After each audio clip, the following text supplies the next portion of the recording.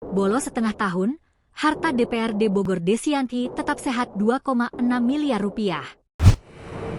Segini harta kekayaan Desianti anggota DPRD Bogor yang bolos sudah 6 bulan.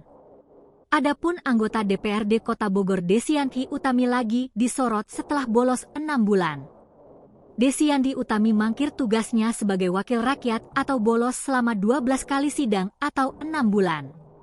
Kini sosok dan harta kekayaannya pun jadi sorotan. Desianti Utami atau akrab disapa Dia ini merupakan anggota Komisi I DPRD Kota Bogor dari Partai Golkar. Di profil Instagram pribadinya, Desianti Utami Official, ia mencantumkan bahwa posisinya di Partai Golkar Kota Bogor adalah seorang fungsionaris. Fungsionaris biasanya memiliki tugas untuk pelaksana dan perumus kebijakan partai, koordinasi internal dan eksternal, kaderisasi, hingga penyerap dan penyalur aspirasi rakyat. Mengutip tribunusbogor.com, harta kekayaan Desi yang dilaporkan pada Juli 2024 di Laporan Harta Kekayaan Penyelenggara Negara (LHKPN) mencapai 2,6 miliar. Berikut rinciannya. Tanah dan bangunan 1 miliar 980 juta rupiah. Alat transportasi dan mesin 640 juta rupiah. Harta bergerak lainnya 140 juta rupiah.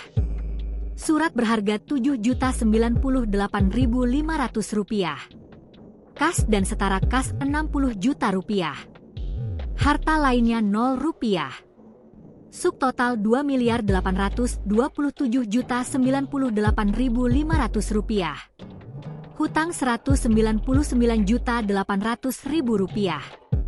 Total harta kekayaan 2.627.298.500 rupiah. Badan Kehormatan BK DPRD Kota Bogor Safrudin Bima menuturkan, Desi beralasan sakit dengan mengirimkan surat sakit selama tak masuk kerja.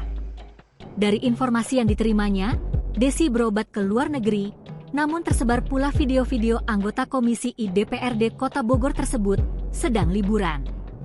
Kini, lanjut Safrudin, pihaknya mengaku kesulitan dalam menghubungi Desi. Download Tribun X sekarang, menghadirkan lokal menjadi Indonesia.